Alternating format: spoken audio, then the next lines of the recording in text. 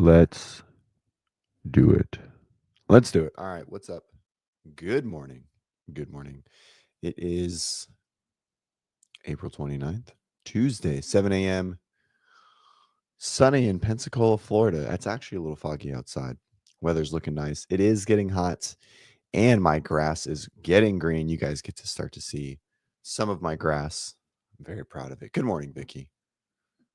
What a champ. No, I'm very disappointed this morning already. No KDL or Slater commenting before my show starts. That means it's going to be a slow show. That's okay. Vicky's here.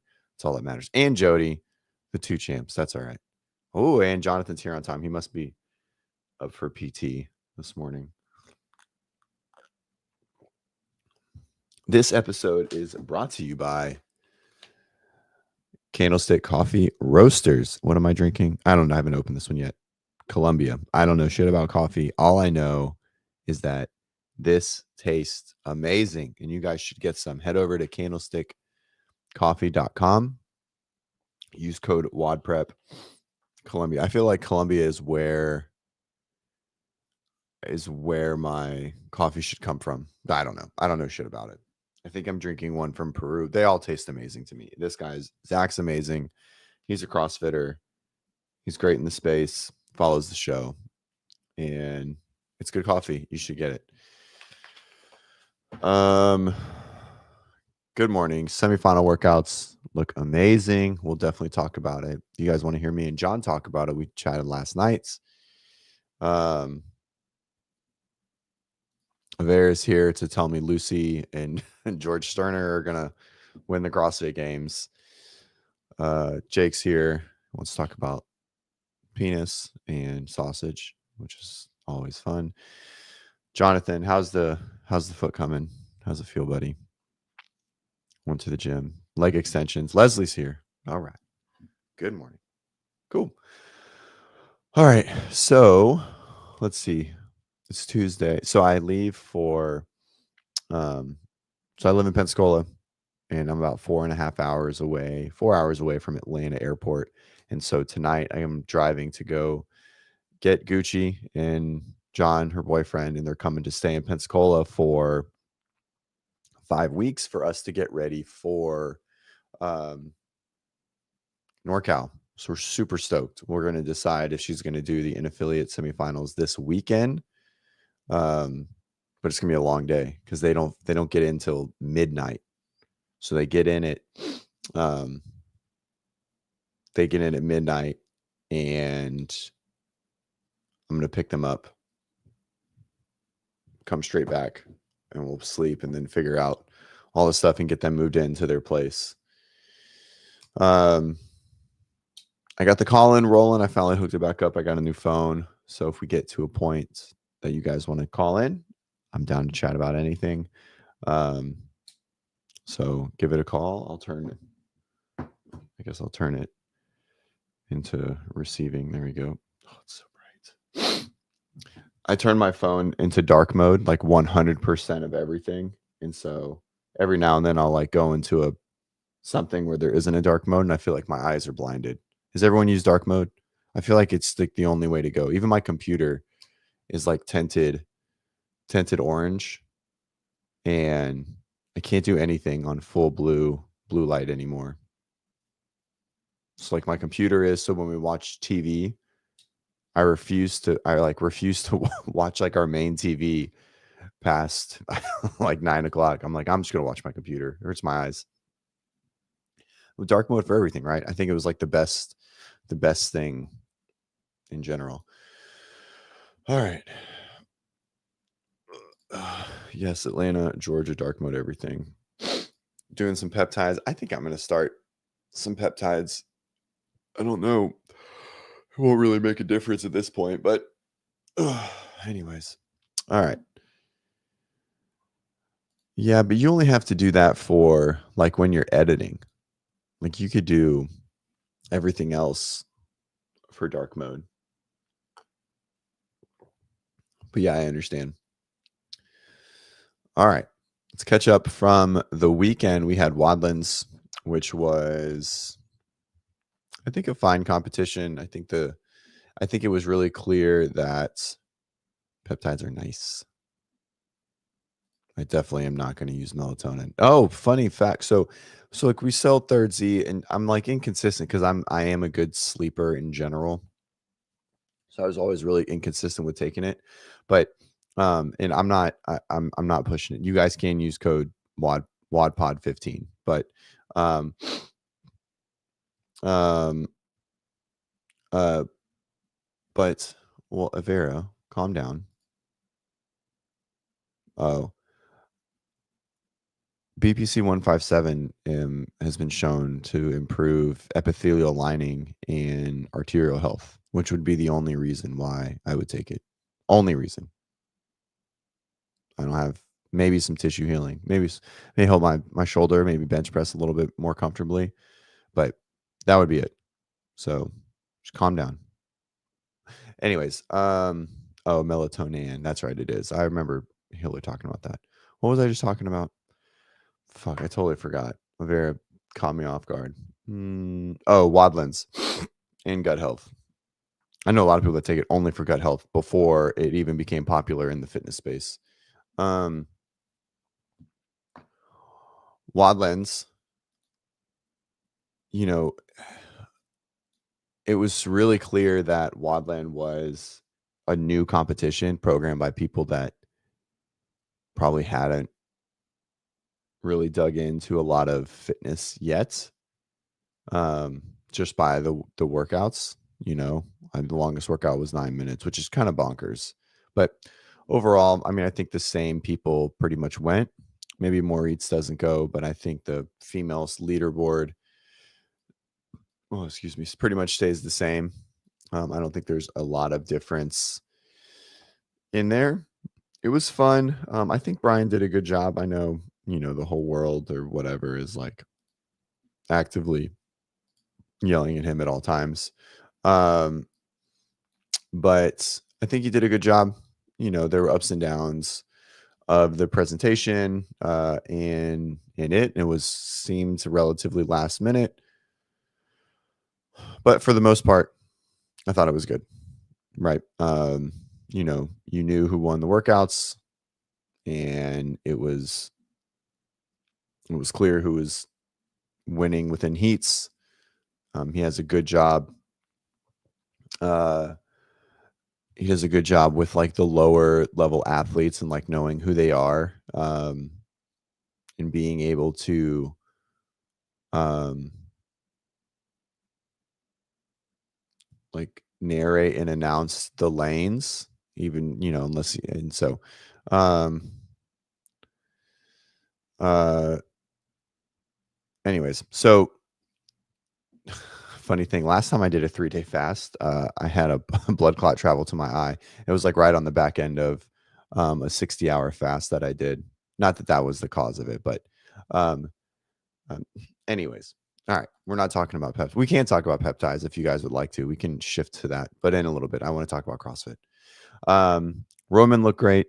I mean, he dominated the competition. So 662 points out of 700, which is basically um, first. He had what, 4 first places, three first, 2 seconds, and then a ninth in Heavy Isabel. So, I mean, he dominated CrossFit, and there's always going to be people who I think like hardly ever going to see the winner of the CrossFit Games going to win an event like Heavy Isabel. Um, anyways, thought it was good. Moritz looks good as well, consistent. Worst event was a 7. Yonakoski looks better than I anticipated. This is so strange. This also tells you that the workout wasn't long enough in general. I know he's not like the best runner, but he is a good runner. This workout one was I think a huge miss on Wodlands, like a miss big enough that it did change the top of the leaderboard. I think it would have been very unlikely for Moritz to finish here. Someone like I don't know. I think Yonakoski would have continued to increase. I mean, there is still a pretty big gap. It's 50 points. It's pretty hard to lose 50 points in this. I mean, they would have had to get like 25th or something like that to not make it. But overall, I thought it was fine. It did its job.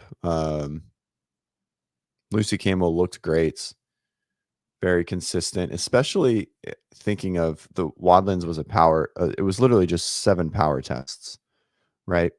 The long workout was 9 minutes, 11 for some, just a little bit longer for the females, just from a running perspective.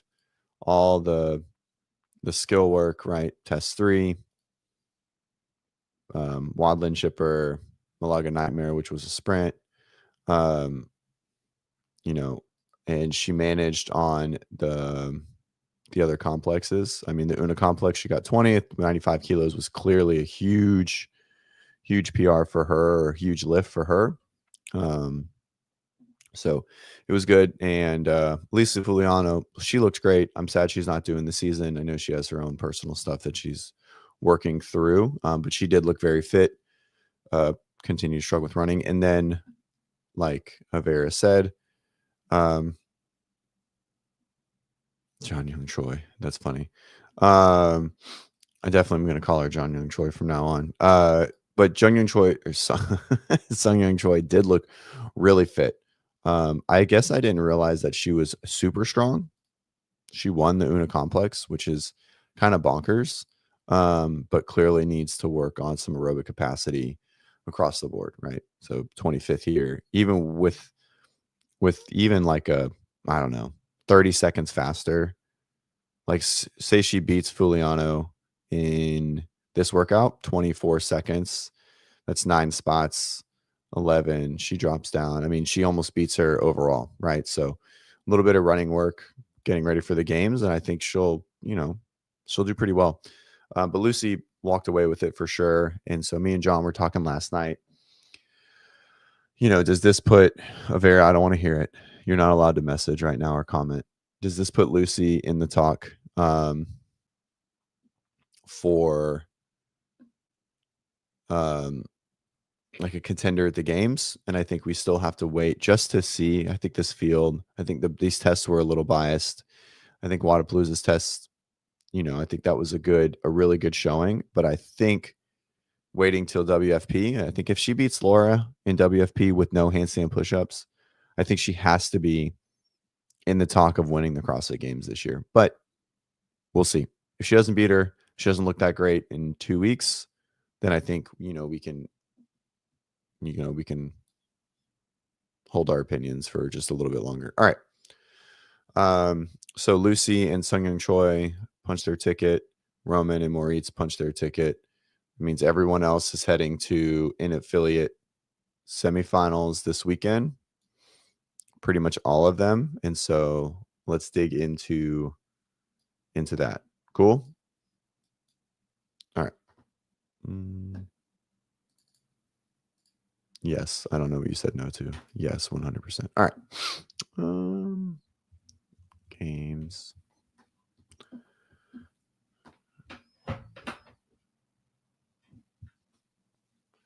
I clean off my little board here.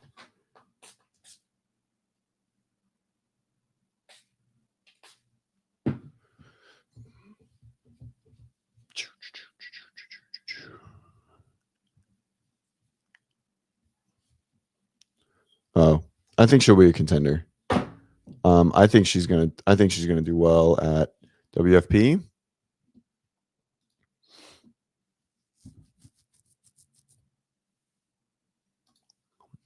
Oh yeah, this girl that blew up. I don't even know who that is.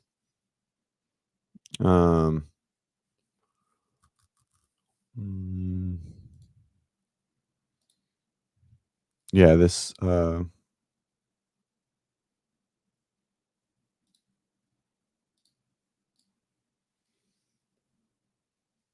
this girl right here, Andre Moistus, right? Wasn't that her? No, that's not her. Leah Strone? No. Who did it? She got capped, didn't she?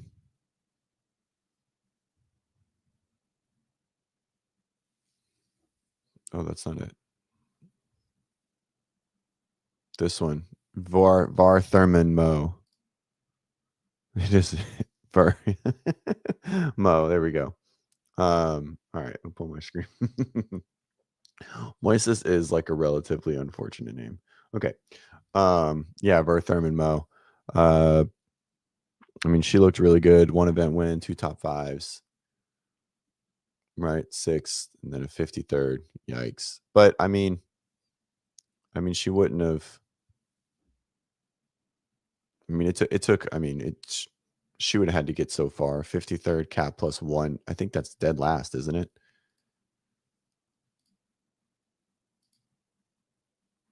It's got to be last. I mean, second. Yeah, it is last. I mean, she got last place, right? So, I mean, last place in any event means that it's not even a. It's probably not. I mean, it's so hard to say a strength thing, right? Like I don't know. There's got to be some sort of like anatomical limitation at that point, right? Because assuming she can handstand walk, how'd she do in the separator?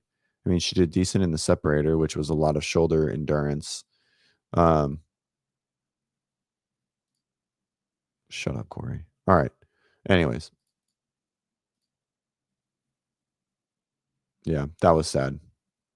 That was pretty bad. I don't think she got any. Oh, that's a good question. Do I think Sarah? I don't know. We haven't seen Sarah compete in fucking forever. When was the last time Sarah did a competition?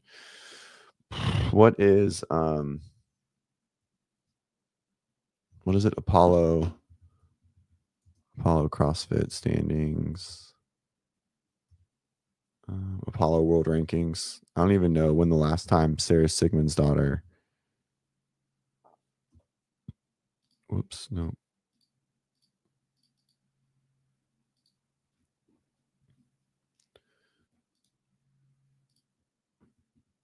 Um, Sarah Sigmund's daughter's last competition was 2022. That can't be right. Total competitions. 2025 Open 15th place. This is such a great fucking website. Quarterfinals 41st. Okay, so she did I mean, to fifth in the UAE Storm Games is not impressive. Like, there's no one at the Storm Games. So, I mean, I don't know. She's got to prove it. I can't say yes at all. I mean, she's really obviously struggling with a lot of health stuff. Um, yeah, I understand. No, I know. I hope she wins. I love Sarah. I think Sarah's a great um, ambassador for the sport. I liked her view. I like her intensity. I like what she brings to the table. But I mean, 18th in 2023 is not ideal for her, right? And 41st in quarterfinals. I mean, that's definitely a better showing for sure. The mounting augmentation. What is a mounting augmentation?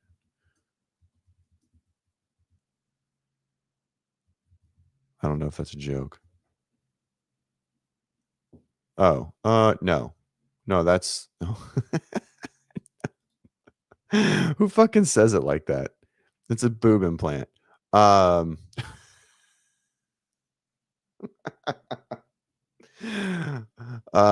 no, that was Katrin. Katrin's done. Sarah's that's Did anyone else know what a mounting augmentation was? I didn't know what the fuck that was. Anyways, they won't. It's very unlikely.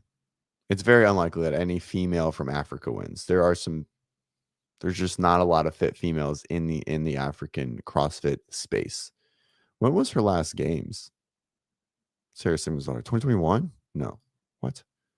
2020? Stage one? Sarah Sigmund's daughter hasn't been to the games in person since 2019. That's fucking crazy. I didn't realize that. I thought she went in 2021, but I guess that's when she started getting sick. I mean, she really thinks that it was very much linked to, I mean, listen to her chat with her nutrition coach, Josh. Um, she made a big, I wouldn't say a big push, but a push that it was possibly vaccine related, which was crazy to say that in that big of a forum. Okay. Do I think she will get it? I hope so. I don't know the field. Let's look at the field real quick and then we'll shift to workouts. Rebel Games, CrossFit 2025. When is that? It is. I mean, it's probably her best bet for sure. Event schedule, no. Event details.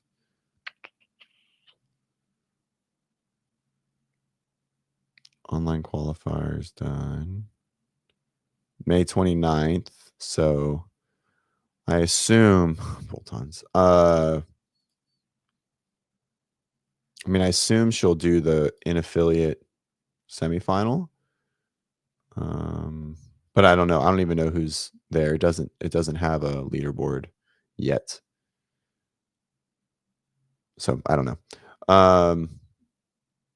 But I'm assuming that it won't have anyone that can push Sarah. I think it's going to be her event to lose. Oh, that's probably a good question. I mean, I assume some. Top 1% is still pretty good to make. But that's actually probably an interesting thing of why they invited some people, because maybe not enough had, let's see, open leaderboard. Can we go to Africa? Can you, oh, you can do it by Africa. Here we go.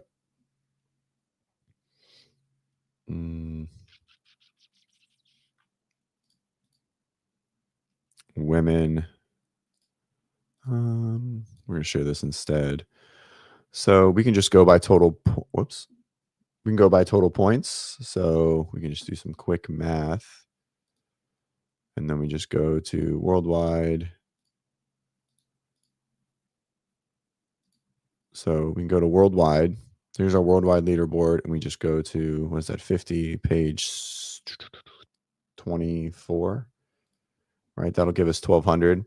So anyone with a score lower than 4,500 will be in Africa, will have a chance to go to these. So Jessica Skinner, literally an African athlete, gets in. And so let's go to here. And so anyone with 4,500. So it's only 10 people. These 10 or these 11 are qualified top 1%. Literally these 11 people right here. Everyone else doesn't qualify. So I can't imagine Lainey Venter is going to beat Sarah Sigmundsdottir. 300th in the open. 500th last year in quarterfinals. Assuming that's it, assuming there's no one else that's invited, then I assume she's going to walk away with it. But that was a great question, Avera. I didn't even think about that. But it's only these 11 girls that actually have a ticket available to go. So, yeah, interesting.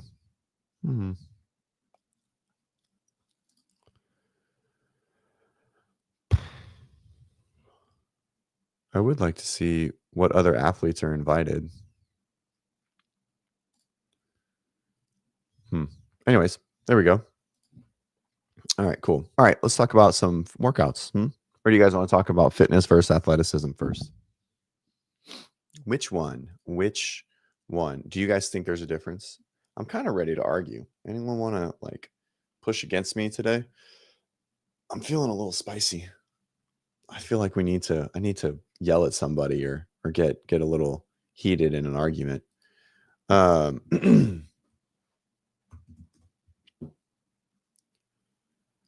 right, no one's feeling it today.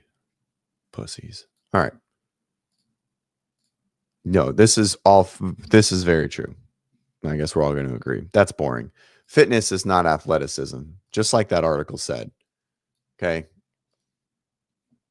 Even definitionally, right? Like I think this is the biggest theme. And there are very, very, like there is a very high account of athletic people that are not fit.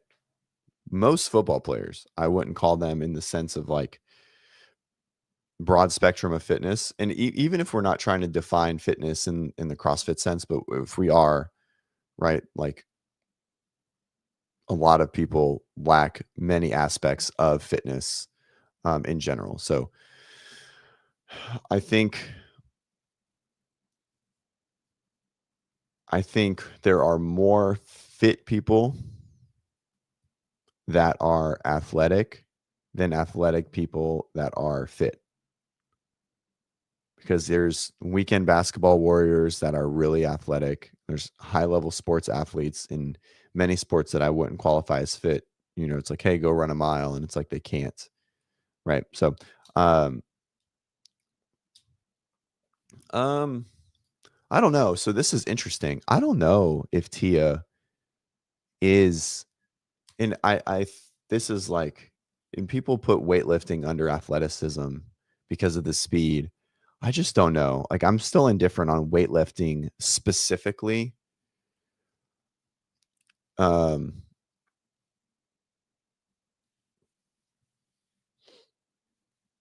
and this is why. So this is the exact thing. So the real question is the difference between skill and athleticism. All athlete develop skills, but very few seem to be athletic. I think a lot more guys are athletic than girls, right? Because I think the bar is so much higher, and the need for athleticism is what separates a lot of the guys. Athleticism intertwining like the concept of competing, the concept of intensity, the concept of learning new skills, etc. But I don't know if learning the skills, and I almost quantify like the ability to be good at weightlifting as a skill more than pure athleticism. Now, pure athleticism does reign very, very, very well in pushing weightlifting. I think athletes that are very athletic will learn the nuances, the speed, the pulls, the pieces of skills much faster. But I don't think that it's a direct relationship, right? And so if you assume that snatching and like the skill of a muscle up is not fully based on your athleticism, then there's really isn't anything in CrossFit that shows or separates fitness from athleticism. And so coming back to the Tia comment, Tia is more pure, more just purely athletic. I think she's more just purely fit, to be honest. I don't think she's, and the reason why I say that is something like the crossover double under. She couldn't learn it that fast. And she's never been that great at something like that. She's never been that great at like the directional agility stuff or um obstacle course handstand work, right? And I think if we're going to look at athleticism, I think those are our um event wise, like those are our closest things to events. um uh this is funny. You can teach someone to snatch, you can't teach someone to dunk. um and then Sean, everything she touches she's good at quickly. So we're looking at four things. We're looking at weightlifting, which I wouldn't qualify as quick. I think obviously she's gotten very good at it, but she's very strong, especially for her body size, right? She's always been an amazing runner, swimmer. Okay. Her power based on her body weight is why she was able to really push um, bobsled, right? And then obviously high rocks is just pure fitness. And so I don't know if I qualify Tia as athletic, right? Like I really would want to see her like try to dunk or something like that, or shoot a ball or throw a ball or something in that aspect. Also, athleticism has a really poor definition. Um, this is true, and this shit's crazy, guys. When I tell you, when I was in the college football space, the things that I fucking saw linemen do with dumbbells in their hands, or that I saw 160-pound fucking cornerbacks do on like a 5-10-5 drill or an L drill, or um, like hang power cleans, you just have never seen speed. You guys are like, oh, Guy is so fast. Guy is moving in molasses compared to low D1 football players. Like it's the most bonker thing I've ever experienced. Um, The most athletic athlete is Ricky. Do we think Ricky is athletic? I don't know. I've never seen him do anything outside of CrossFit. What makes you say that he's athletic? Like what specifically makes you say that? I don't know if there's any I mean, Rich is extremely athletic, and Matt is extremely athletic. I don't know if Ricky is though, right? Um, Spiegel is athletic. I don't know about Paige and Prevo. Oh, Prevo is obviously she played 1,000 sports. Um, your second part makes you say that. Um, Danielle Brandon for sure. Yeah. Uh, yeah, it's interesting. It is. It's such an interesting concept. But the I think the weirdest thing is like the athleticism. Uh,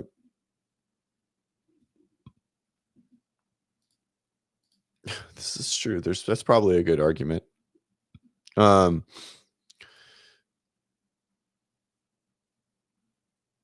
so if we look at athleticism from a definitional standpoint, Merriam-Webster is speed, strength, agility, right? So even just outs so many people. Um, I think that outs so. Oh, whoops! I thought I was showing my screen. My bad. Right here, right? So speed, strength, agility is what it's defined as. I don't know if that's like the only um things. I think it's a kind of a poorly defined word. But even if it's just agility and speed, right? I think that like the agility stuff, directional change, I think skill acquisition has to be in there. Um, yeah. Well, so this is true, right? So ask a dude to throw a ball and you will know immediately if they are athletic or not, says Avera. 100%, right? I also think there's a learning curve here too, because there's basketball players that I would qualify as athletic, very athletic, that just never threw a ball, right? Like they just didn't play football or they didn't play baseball or whatever, right? Or some baseball players that I think like shooting a basketball is probably one of those because everyone shot a basketball, right? Or it's like, hey, watch this guy do this thing, and then I want you to do it, right? I think that also is a defining point of athleticism. I really think agility, directional change, um, is like are the most foundational deciding point for athleticism, in my opinion, is like what does your agility look like, and so like can you cut through, can you do like agility speed drills? I feel like that really um and I would say catching a ball is more so like a more broad spectrum test than throwing, because throwing can be learned, right? And there is a point even when you're young, like you throw and you just throw like a goofball and then all of a sudden you don't throw like a goofball anymore and then it looks good, right? And so um so I think catching a ball and agility work would be like more like, oh, you don't need a lot of learned experience for those two things to show if you're athletic or not. um or like even bounding, right? Like you just like float onto a box and like, oh, that person's probably um Rich dove for ground balls on asphalt. Dude, fielding ground balls on asphalt was hands down the worst part of growing up, growing up with no money and trying to figure out how to play sports on your own. Um, all right. Okay. Well, we all sort of agree. That was boring. Oh well. Um,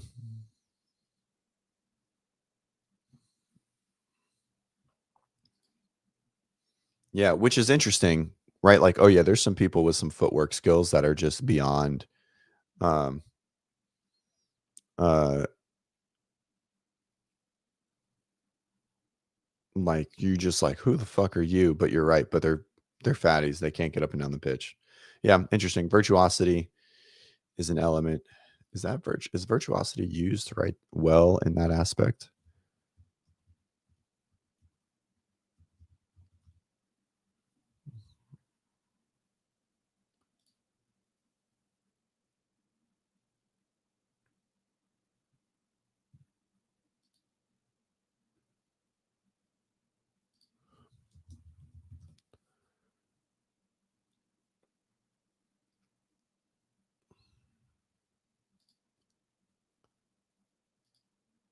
I also think using the term.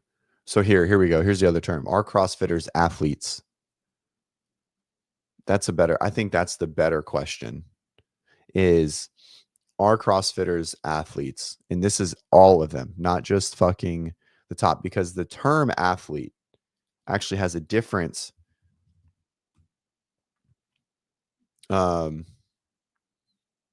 definition. It's just a person who is proficient in sports and other form of physical exercise. Okay. And then there's like 10 definitions of athlete.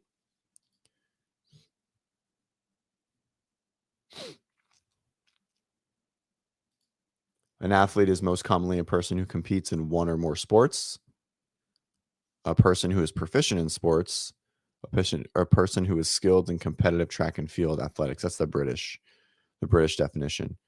Proficient and skilled in sports that require strength, agility, or stamina. So I look at it as the term athlete. Okay, we'll pause. Kyle, we'll come back to this, buddy. Um, I think anyone who is in the CrossFit gym, and the main reason, and I call everyone in a CrossFit gym an athlete, right? But I don't call general gym goers athletes. I think the reason why is because we compete every day. And I think that's where my like my separation comes from just like an average gym goer to the CrossFitter, is because the foundation of CrossFit is to compete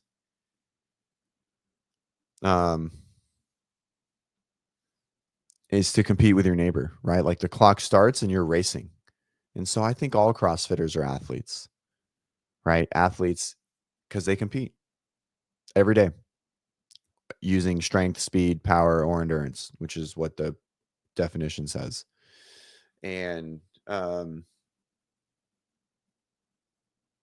yeah, so I like calling CrossFitters athletes. And I know people from like ball sport and team sport backgrounds don't say that, because there's some very low level athletes in CrossFit. Um, but I think if you go in there to beat your score from the day before, or to beat your frenemy, or, when the clock starts, you're racing, I think you're an athlete.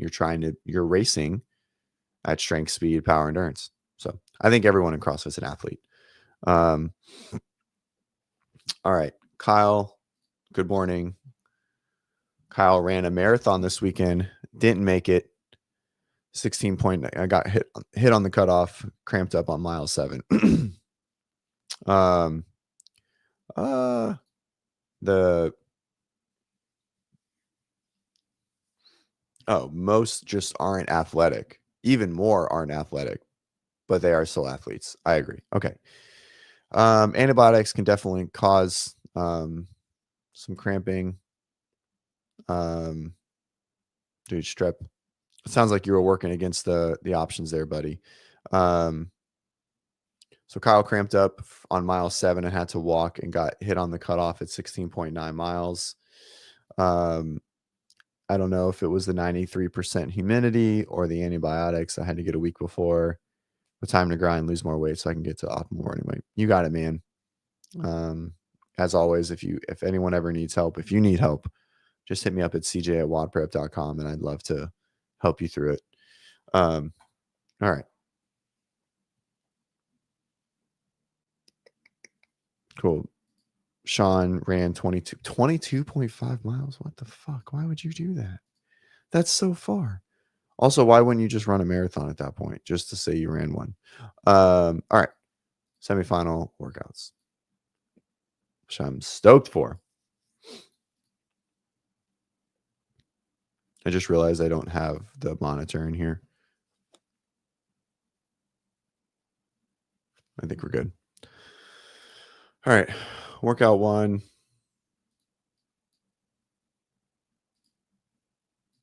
They really did get like the worst guy to do these workouts.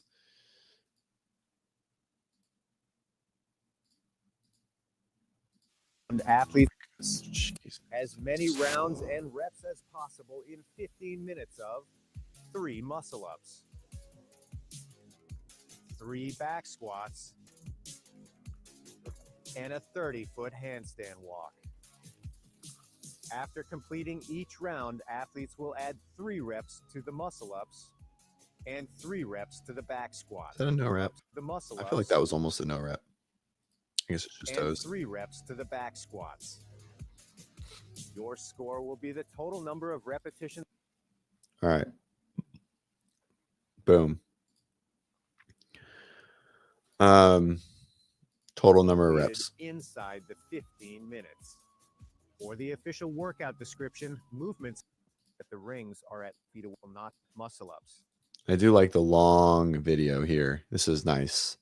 I like the whole explanation. Then move to the bar. I just want to make it clear that this is a win for CrossFit.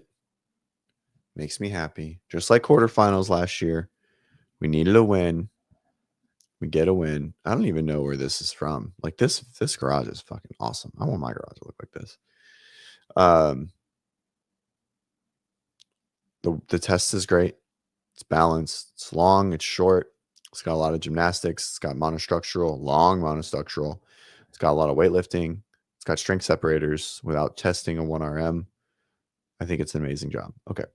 I just want to get that out of the way first, and now we'll go into the workouts. And complete 3 back squats. Anyways, all right. 3-3, 30 feet. A direct copy of 25.1. Literally the exact same design. So Dave for sure had a play in it. So kudos to him for being very clever, or whoever did it. I'm assuming it was Dave, since it was exactly the same workout design, time, reps, distance, which was cool. And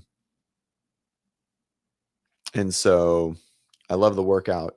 We're looking at 45 plus muscle ups, 45 plus back squats.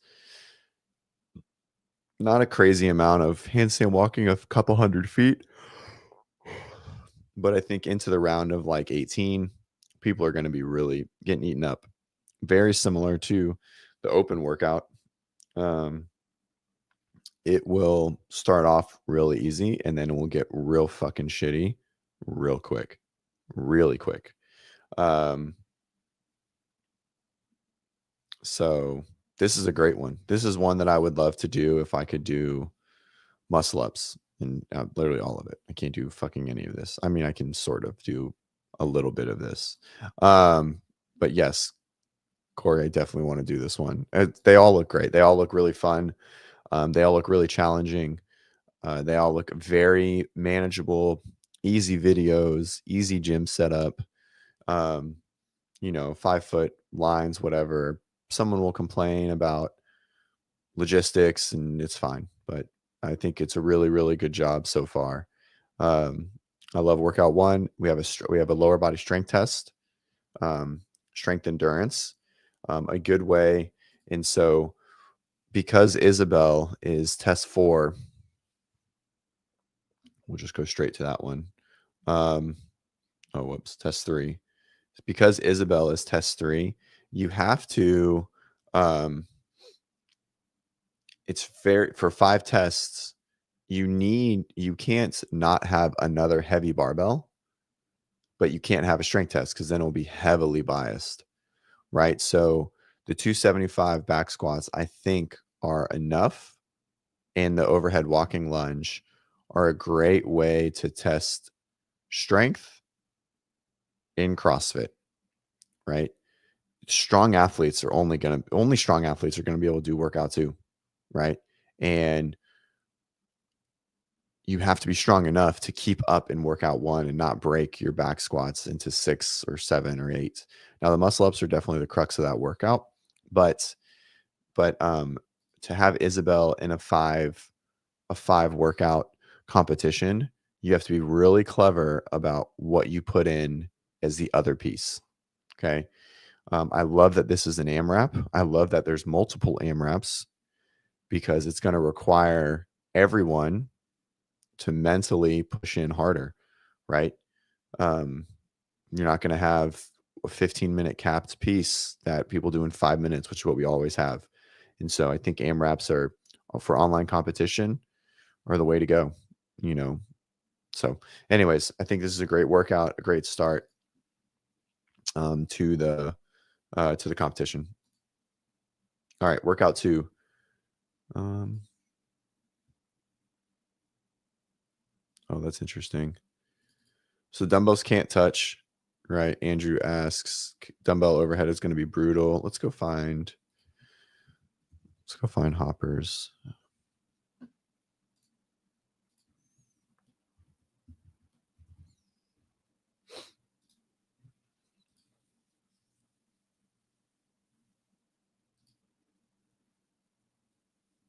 I still think these are no reps.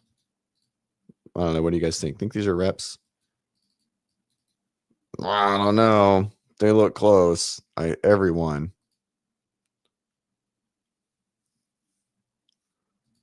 What do you think? Maybe we should walk it back. I hate this push away, man. I wish I could convince people to not do it. The push away is so, it's so close. I don't know. Anyways, not the point of the video. But I think they're no reps. I don't know. It doesn't help. These guys zoom in. Oh yeah, they are touching. But he looks good. I mean, he'll go unbroken. That got really big. I don't even know what this is.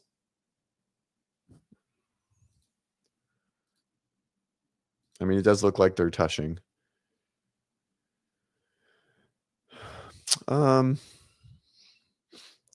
Yeah, I think I don't think the GHD is enough volume to really make the legs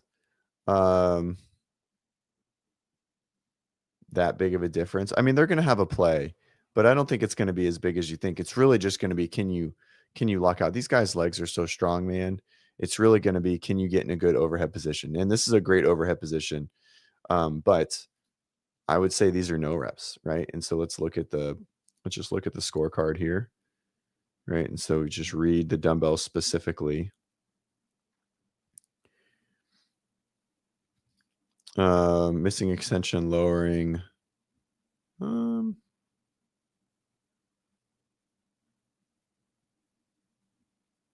Common no reps. So there's not referenced in the no reps.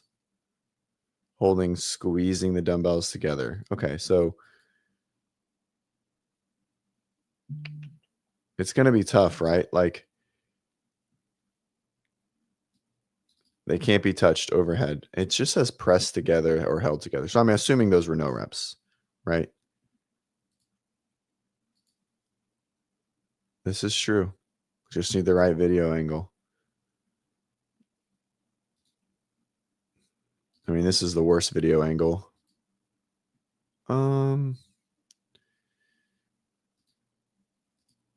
What percentage of the men's field will not? I think everyone will be able to do some of them because you can be really shoddy, right? Like you can have like really bent elbows and do some. Now, I don't think a lot of them will do well, and I think it will be very egregious. And I think it'll be very egregious. It's certainly none of them will look like this, right? Just to be clear, even though Hopper is technically a no rep, so they come apart and they come back together and they kind of come apart. but they are for sure touching. Right. Right. So, but they're not being pressed together. But I don't think this qualifies. They're still touching. Right. So I think pressed together is maybe like up for interpretation too. It can't be, right? It has to be just touching. So, what percentage do I think will not be able to do the lunge? A lot. No, I lied. Not a lot. It'll only be maybe 15 or 20% max that can't do it at all. And then a lot of people will just look really shitty doing it with like really bent elbows. It's getting it into position is the hardest part. It's hard to get those dumbbells up overhead. So anyways, okay. So let's go back to the test itself. Here we go. 20, 18, 16, 14, 12, 10, 8, 6, 4, 2, 110 reps of dumbbell overhead walking lunge. You have to turn at least every 10 steps. So you'd probably split it in half, I would think, and then go unbroken for 10, 8, 6, 4, 2. GHGs, it's only hard if you're old. I don't think there's any top level athletes that can't do it. Andrew asked, who would a top level athlete be that can't do it? I don't think there's any. I think there'll be some that struggle way more than what you see with Jason. Jason's got a great overhead lock out there, but everyone's going to be fine with it. They're so strong, guys. Like, but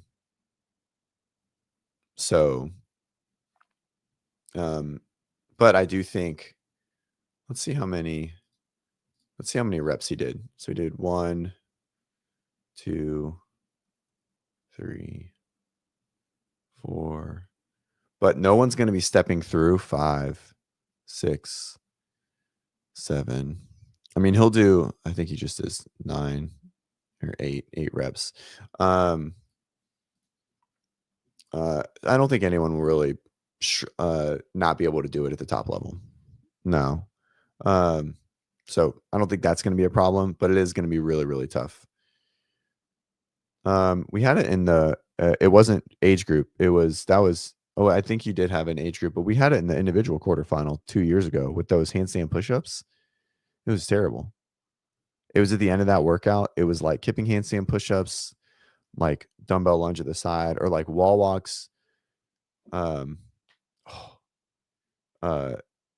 walks, lunge, kipping handstand pushups, front rack lunge, overhead walking lunge, strict handstand pushups, or something crazy like that. It was terrible.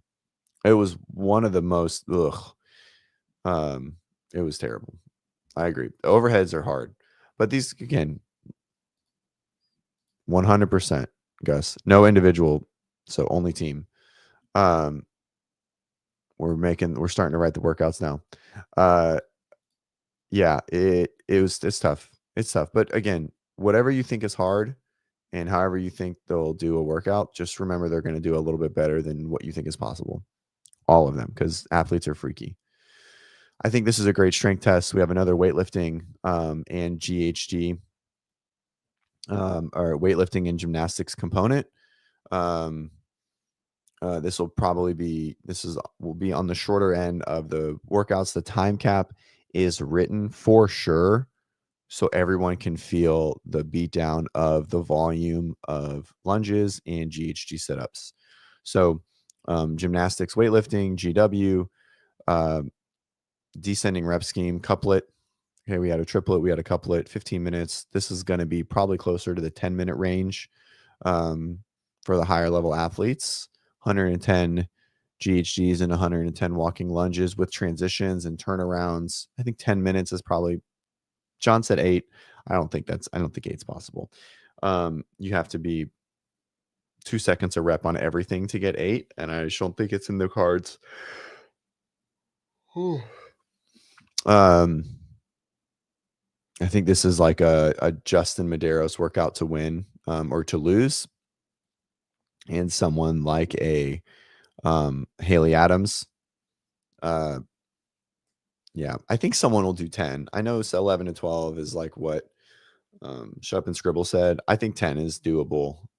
I think people, even athletes, they just go faster. I think 10. I think 10 is in the cards. Mainly because it's so front loaded.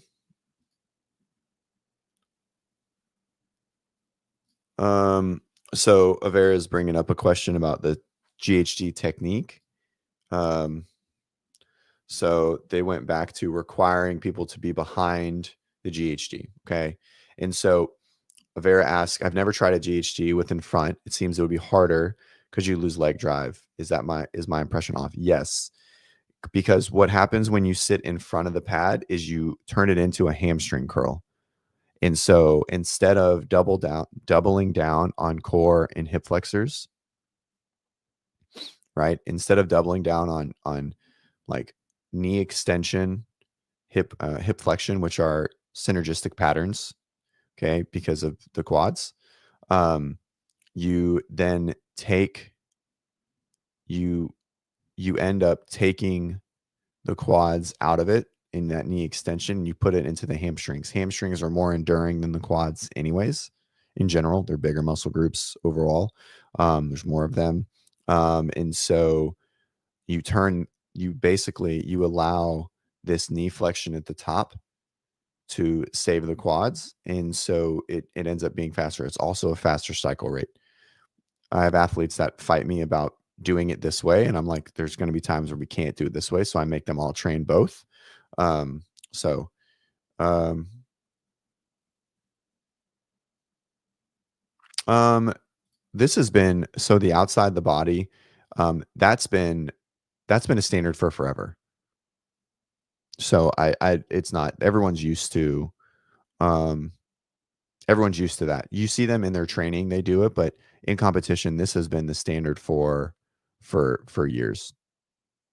So I don't think that's going to be a problem, Vicky. Um, my back blows up on GHGs. Yeah, a lot of people do for sure. Um, so anyways, back to Avera's question, the knee flexion or this like hips on top of the pad, it bastardizes the movement for sure, but it is a way to do it much faster. Because you add in a different muscle group that it wasn't intended for, and you offload another muscle group that's being compounded in the bottom of that lift, right? Like or in the pattern when you're at the bottom. So anyways, I think the biggest thing for the back, right, is a lot of people go through hyperextension. They're not used to that pattern. So being down here, right, they're not used to this hyperextension position. And then when they come up, what I've found, oh, you can't see my marker. What I found is that when a lot of people come up, they don't initiate from, can you, I wonder if you guys can see my draw. Can you see my drawing? Oh. No, you can't. I didn't think so. So when they come up, they initiate through here and they go into a little bit of hyperextension to pull their belly up first, and then their head whips around.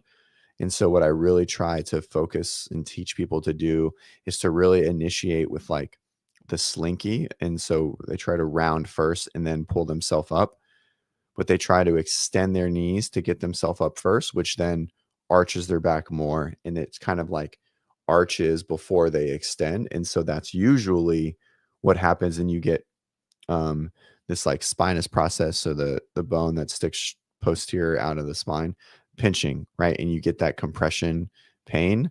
And that's usually what hurts. That's because it's really, really, really pinpoint and narrow. And so that's what I've found the most. And so I really try to teach people to initiate by like unrounding first and then snapping. But because a lot of people will snap to pull themselves up from this position, and it pulls you into a little bit further of extension before you quote unquote unwind. And I think that's what I found the most and like the kind of um, the best explanation to get people out of that initial hyperextension pattern coming from the bottom. Okay, workout 2. Funny, I can't clip it. I'm out of storage space, so I can't clip it. It's not one size fits all. There's a distance. It's shorter for women to men. it doesn't really make a difference.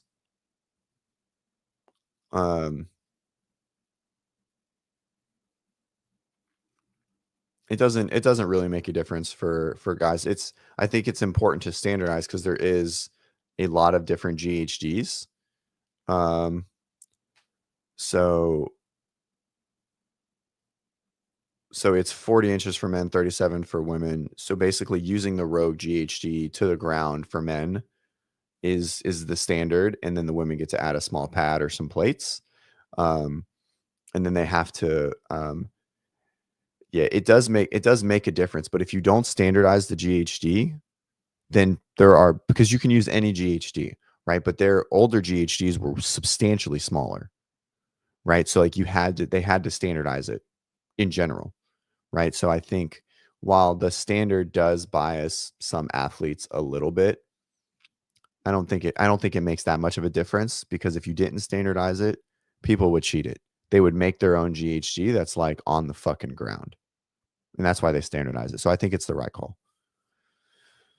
Kyle, if you're doing GHDs properly, are your legs supposed to burn? I had a coach tell me this leg kick thing to drive yourself up. Yeah, so to do the GHD, right, the pattern, and we're going into coaching today, which is cool. I'm all for it. So we'll go back to, let's see, GHD setup. We'll let Julie show us. Okay, in case you guys don't know who Julie Fouché is, I hope you do. If you don't, you're fired. You're not allowed to watch the show anymore. So we're going to watch Julie's leg, and this is how the L1 teaches the GHD setup. That snap, right? And so the snap is the knee flexion, right? And so if we slow it down, and I don't even think she does it here, but I want you to see what I'm talking about when she snaps. Watch how, right there, boom. Okay, and so from this position, right? So she's coming down and her full extension is here. Okay. Now watch her snap. And this is what I was talking about with everybody. This is where you're going to see basically her belly's going to rise a little bit, but she's not going to go anywhere. Right there. So it snaps down, boom. Okay. And so she extends and she hyperextends more. Okay. And so I think that the teaching of the movement, driving the knees into extension, does put us into that hyperextension. And this is what hurts everybody. And so, Kyle, this is what you're taught. And it's not the incorrect pattern. But again, what it does, so here's our points right there. Can I just I can't ever remember if I can just no, that didn't work. No. So here's our touch point. Here's her touch right there. Boom. Okay. Right. There's touch. And then the next screen.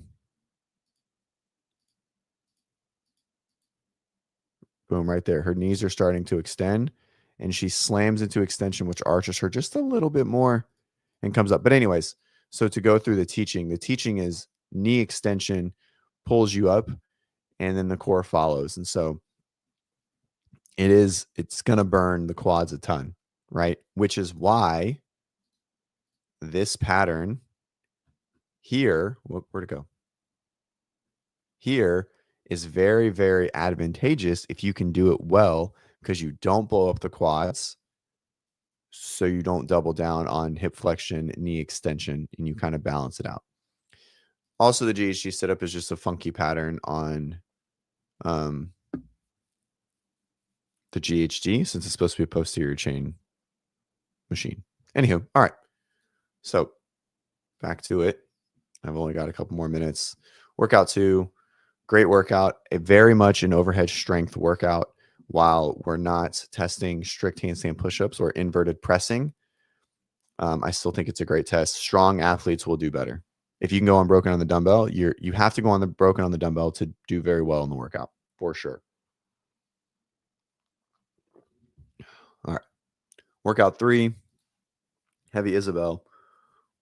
I knew they would do it. I don't know why people thought they wouldn't do it. It was in Masters, so I didn't know why they wouldn't do it. I felt like it was a shoo-in. I was watching Shut Up and Scribble, and they were like, "Oh, it was surprising." And I was like, wow, I felt like it was. I was surprised they didn't run, like do the distance running, but I really do believe it's the volume. If you listen to Dave commented on it last night, and he basically said the amount of teams, which is exactly what I said the entire fucking time. Sometimes I just want to like pat myself on the back, but I don't, it is what it is. But he said, because there's only 150 teams, it's easier to regulate. It's exactly what I fucking said. They knew there wasn't going to be that many people signed up. Hey, let's give it a try. Can 6 people fucking lie and be pieces of shit? Or can 6 people figure it out and do it right? Which I think they do. I don't think I think based on the amount of backlash that the games in the running received, no one will cheat that workout purposefully. So, okay. I think this is the most painful workout that we're going to see in the sense of like just pure aerobic output. It's a power-based workout. Yes, there's runs, but this is going to benefit a power athlete for 3 rounds, and then who can just sustain 10 50-foot shuttle runs, 10 clean and jerks, max lateral burpees. Oh, it's a ladder. I thought it was bar facing. So ladder was a little faster. I mean, I think people are going to get worked on this. I think you have to get north of 50 to do very well. That 1 minute rest isn't going to make a difference at all. And this is going to be painful. A lot of people can do this, but even a lot of people in the 1% are going to get to like 10 or 15 seconds around with the amount of work they need to do. I think you have to do touch and go to do very well in this workout. I'm getting pushback on that from JR, but that is what it is. I still think it's going to happen. I think you're going to have to do it. The women are too. This is going to hurt really, really bad. Assuming it's the same standards for the shuttle runs. Yep, touch both feet. Don't have to touch your first rep, which I think is really important. I don't think that's any better. I don't think that actually makes it any better, Ortega, because usually that rest between, if you were going to do it, I think it would have to be like 5-5. But 5-3-2, that doesn't really make that much of a difference from singles. But 5-5 still does. I don't know. It's going to be interesting. I'm excited to see all these workouts. I'm stoked that all these are going to be public. I think this is really going to push the needle forward of athlete ability, because we don't ever get to see the top 100 athletes in the world do qualifier style workouts, right? And so there's a lot of stuff to be learned, because in-person workouts just are totally different. The problem is singles are slower, but the problem is who can sustain it in rounds 4 and 5, right? Like you just said.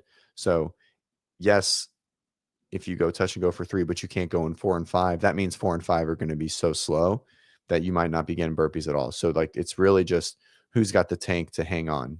And this is why it turns into an endurance workout or a power, like a repeatability workout.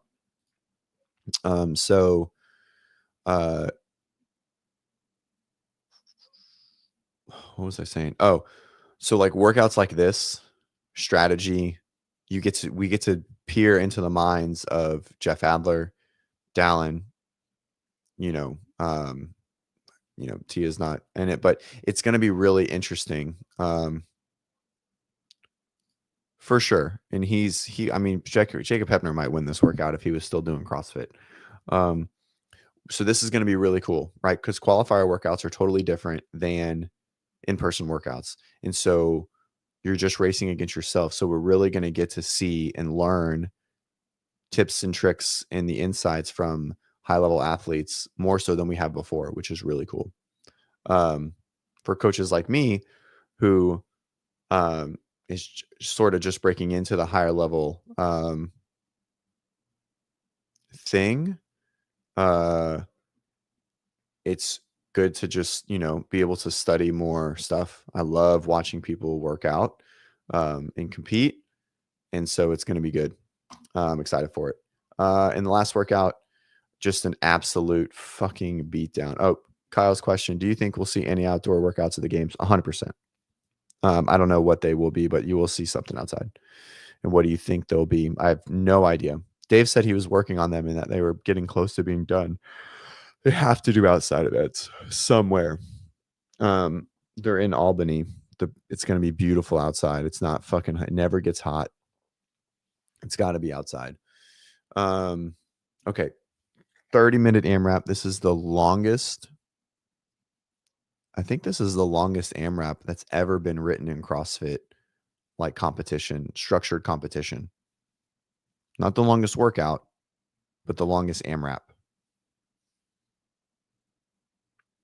Was Mary 30 minutes?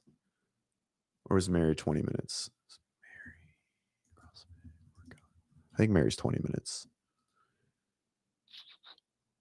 20 minutes. So this is the longest AMRAP we've ever seen in CrossFit, which is pretty cool. Not the longest workout. Obviously, we've seen longer ones.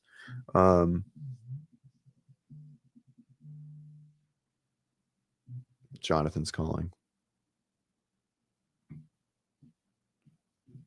Please hold. Yo, what's up? Can you hear me? Hello? I thought it would work. It's not going. Hold on. Hello, hello? All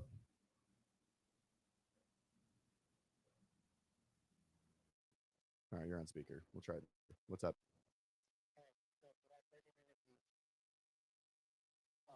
I'm thinking of doing it so that I have this 2-day selectless rope climb like can't like coming off the rope, I have to do negative. How many rope climbs do I do? I would just do 4. 4? Yeah. Because you're only going to 10 feet. So are you going to go to the ground? Are you going to go butt to the ground for the rope to like coming down? Yeah, I would do 4. Yeah, I mean 3 or 4. It really just depends. I mean how good you are at rope climbs, right? Because if you're really good, then 4 is good. But if you're not that good already, then I probably would do 3. Make sense? It's a tough one. Are you gonna do toast to bar? Why don't you do GHC sit-ups? Oh, you can't get the boot in the pad. Oh yeah. You can't do that. You could also do V-ups. I was gonna say V-ups. V-ups are gonna suck. You could do weighted knee raises too. Like putting a dumbbell between your feet or like a band on the ground. And just like straight so you don't have to kip. Yeah. Right.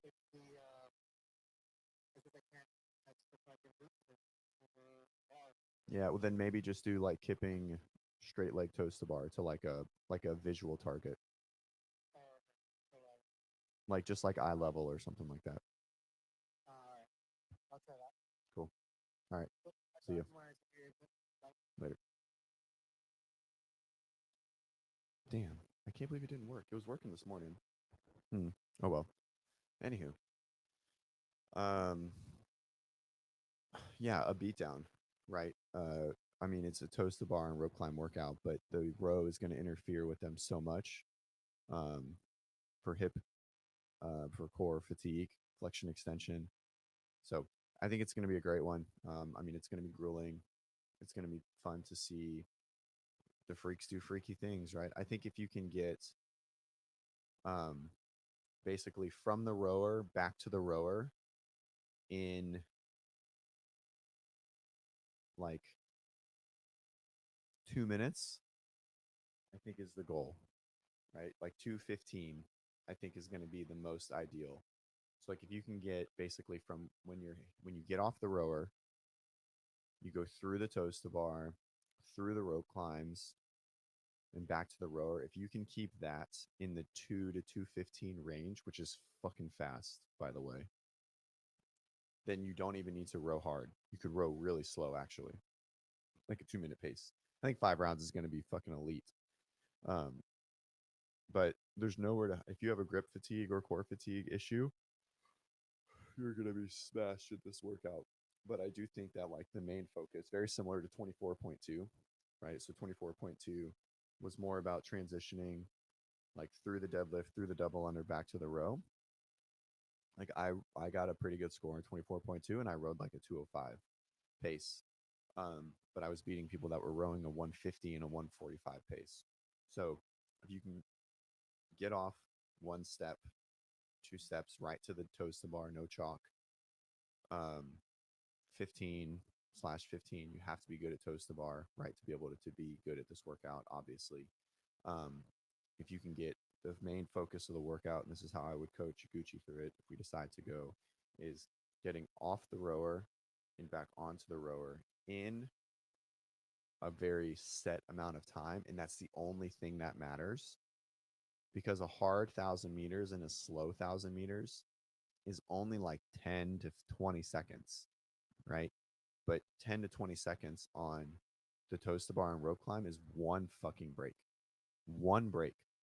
So if you break one more extra, or you take 2 extra breaths before your each rope climb of rep 5 and 6, then you've already lost all that time, right? So I think a really smart way to do this would be to like recover on the row. And I know everyone says this, but I mean really recover on the row. So if you want to row a 150, you should row a 2 and then fucking hammer toes to bar row climbs, get on and off the rower. The goal would be to off the rower and then in stride on the rower in 2 minutes and 15 seconds, right? And I think if you're there, then you can row a 2 minute and you're going to have a really, really good score. Um, and that's obviously at the elite level, but everyone that goes all the way down too, right? So no matter what you're doing and what your level is, the only focus is how fast can you get off the rower and get all the way back to the rower, each round. Like that's your interval, and then the row is just recovery, right? Because even if you're a lower level athlete and you want to row a 150, you should probably row a 2. But if you rode a 210 and you were just like, oh, I feel like I'm not doing anything, but then you were on and off the rower in 2 minutes the whole time, you're still going to have a badass score, right? So something to consider there as well. And obviously, don't go unbroken on the toast bar. That would be fucking dumb, um, for everybody. Okay, Jeremy's going to do these workouts. Make sure you video them so we can make fun of you or die trying. This is one I could do. I could, of all the workouts, I can pretty much only do this one. Oh, fuck. I didn't even think about that. Ugh. Should I do it? Oh, I can do this one too, but I don't like doing clean and jerks under a lot of fatigue. I don't like laying the bar on my neck kind of thing. It is the only one I can do. I literally can't do any of the other ones. All right. Who wants to watch me do this workout on live? Maybe I'll do it this week sometime. All right. All right. I'm gonna go get Bennett. We got to go to school, get the day started. It's gonna be a long, long day. Long day for me. Oh, I have text messages. Oh no, everything's good. Vicky, I know you'd watch. That wasn't to you. You're ride or die. Oh, naked. That's what I was thinking. That's a lot of swinging around. Oh man, what if I like came down the rope and like got my pecker? That would hurt. That would be the worst. I can't do it naked. Rope climbs too much. And then like the row too. What if I sat on my ball? There's just so much that could go wrong doing this naked, Jeremy. So much. Um, like a lot that could go wrong. Um, All right. Well, hey, thanks, guys. Thanks for coming. If you guys want to hear me talk more shit about programming and all the things, as you know, we do the coaching thing. That's what we do. Scan the QR code, join our program. I sometimes am right about programming, other times, um, other times I'm just full of shit. But I like to think I'm more right than wrong when it comes to writing program and my coaches as well. So, um, scan the QR code, join our group. It's free. I think there's a 7-day free trial. And if you're looking to change up your coffee, Candlestick Coffee Roasters. Okay. You have to be famous to get on barbell spin. You either have to be an athlete that just qualified or did something special, or you have to have fucked up royally recently for them to invite you on the show. I feel like I could get on Shut Up and Scribble faster than I could get on Barbell Spin, but I don't know. I don't ask. It's fine. Sorry, you guys should all tell them that you want to be on the show. I'd love to go on the show and talk shit. But Barbell Spin's pretty. Spin doesn't let anyone on the show. You got to really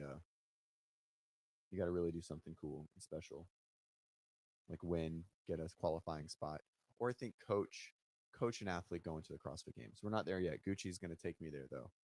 Getting ready for NorCal. She comes into town. She got 23rd at Wodlands, even with like a really really rough event that we feel like she kind of got fucking shit on by the judge.